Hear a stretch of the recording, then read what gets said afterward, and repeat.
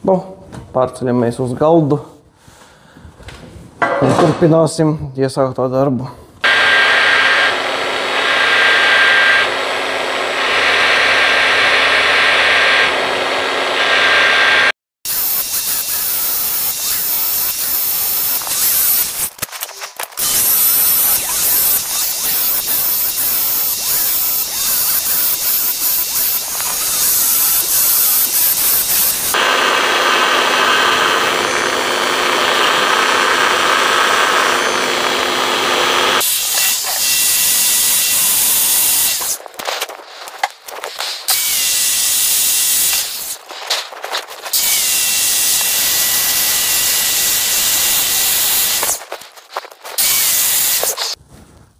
Nu, lūk, tā mums izskatās gala rezultāts. Salabotas kantītes, salabota plakne.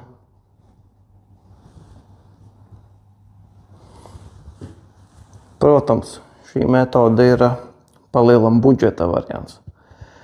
Ja pareizi darītu, ja gribētu pareizi darīt, būtu jāieliek virpā, bet, profesionālajā nevis tur parastajā pie virpotāja. Un tad plakni iet un tā kā virpo nost. Bet tam ir vajadzīgs taisns disks. Un visticamāk, šis disks būtu no sākuma jāvelcē. Un tad tikai varētu viņu virpoti. Un tās atkal ir izmaksas. Un, protams, ir diski, kuriem ir vērts pacensties un darīt visu tā, kā vajadzētu. Bet, ir arī diski, kuriem, principā, tas nav nepieciešams. Neatmaksājas palielam. Tā kā šādi mums izskatās gala rezultāts. Vēl iziesim cauri tam, kas tad mums bija nepieciešams. Uz kādiem tas smurfpapīriem mēs ejam. Mums ir smurfpapīri 100. smurfpapīrs, grauds, un pēc tam iet 180.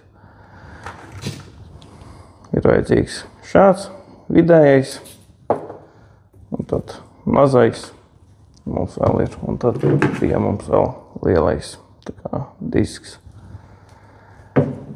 Un, protams, pati mašīnīte.